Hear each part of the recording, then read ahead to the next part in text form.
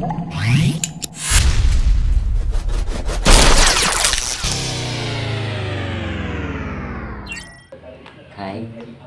Assalamualaikum.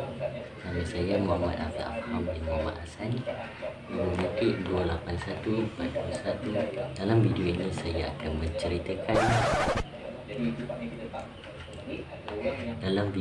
kami akan menceritakan tentang perjuangan di Perak. Perak Darul Rizwan merupakan salah satu daripada 14 buah negeri yang membentuk Malaysia. Negeri Perak merupakan negeri kedua terbesar di semenanjung Malaysia dan juga yang keempat terbesar di Malaysia secara keseluruhannya. Perak bersepadan dengan negeri-negeri seperti Kedah, Pulau Pinang, Kelantan, Pahang dan juga Selangor. Malah negeri Perak juga bersepadan antara bangsa dengan negara Thailand. Perak Darul Rizwan terdiri daripada 12 daerah. Perjuangan di Perak berlakunya di daerah Perak Tengah yang bertempat di Pasir Salak pada tahun 1875. Perang Perak merujuk kepada peperangan antara rakyat negeri Perak menentang penjajah British. Terdapat 4 perkara penting yang perlu diketahui ketika Perang Perak berlangsung. Yang pertama, tokoh yang terlibat. Yang kedua, kedatangan J.W.W. Birch. Seterusnya, penyajian Bangkok. Dan yang terakhir, faktor penentangan. Jom ketahui lebih lanjut poin yang pertama. Tokoh terlibat ketika Perang Perak. Tokoh-tokoh ini memainkan peranan yang penting bagi menjaga keamanan negeri Perak. Tokoh-tokoh yang dimasukkan ialah Datuk Maharajalela. Nama sebenar Pandap Lam Datuk Maharajalela, berketurunan Dai Selini dan berasal dari daerah Lubuk, Sulawesi. Semasa pemerintahan Sultan Muzaffar Shah ketiga, beliau datang ke Perak dan dilantik sebagai mufti serta dianugerahkan gelaran Datuk Maharajalela Tan Lena. Seterusnya, Sultan Abdullah.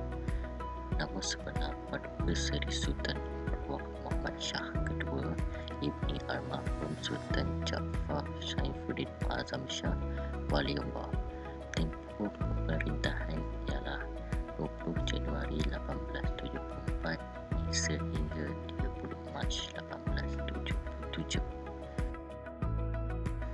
Selain itu, Datuk Sagor, nama sebenar Ahkamdin bin Radin Kampi, berketurunan Bugis, berasal Kampung Gajah Perak.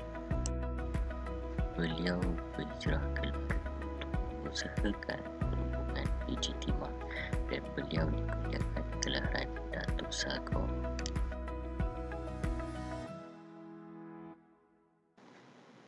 Kedatangan J.W.W. Birch.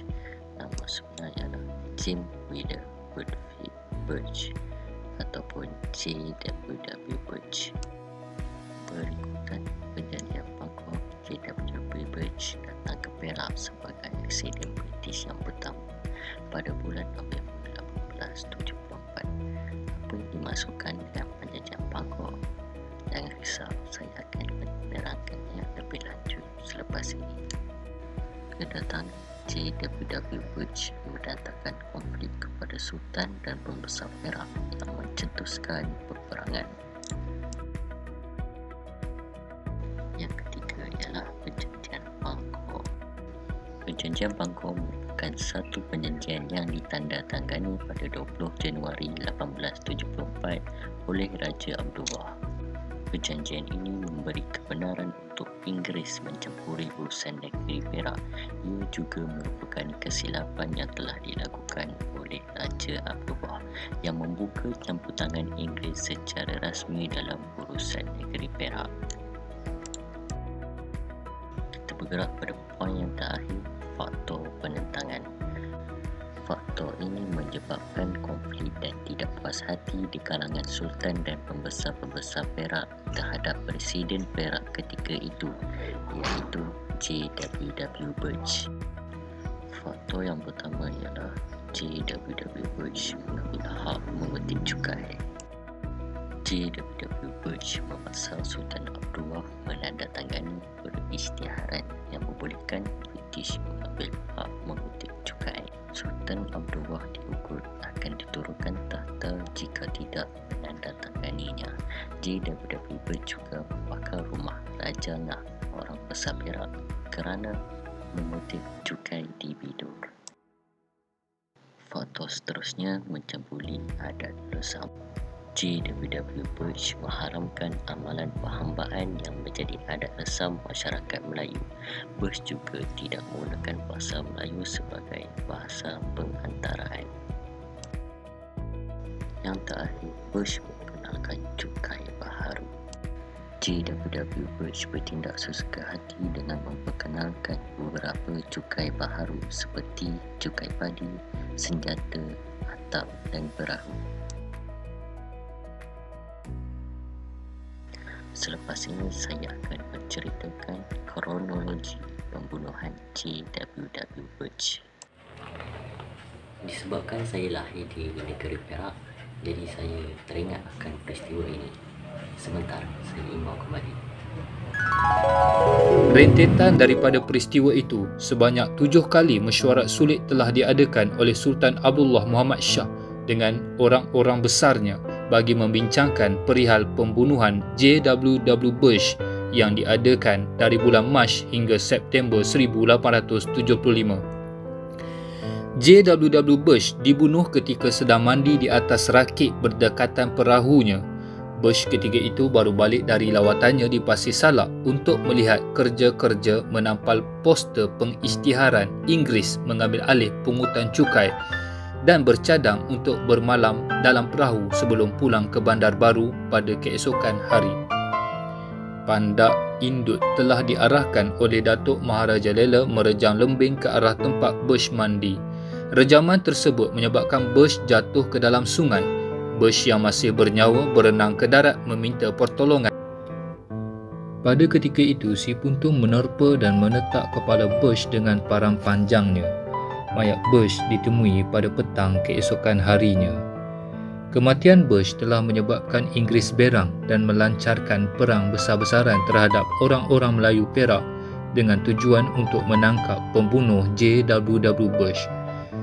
Pasukan polis, tentera dan tentera laut Inggeris di bawah pimpinan Kapten Speedy telah mengepung perairan Perak.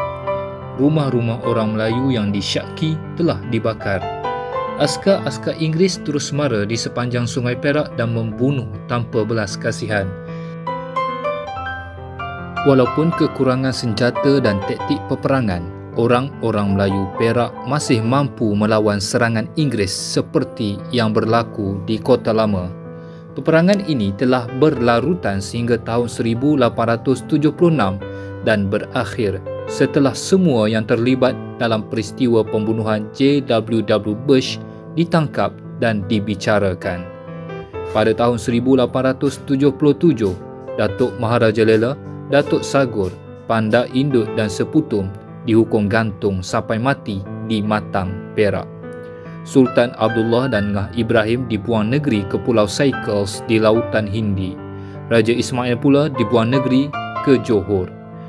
British kononnya tegas menghapus kebangkitan di Perak untuk menunjukkan keangkuhannya sebagai kuasa penjajah. Namun demikian, Datuk Maharaja Lela tetap menjadi simbol kebangkitan kepahlawanan orang-orang Melayu.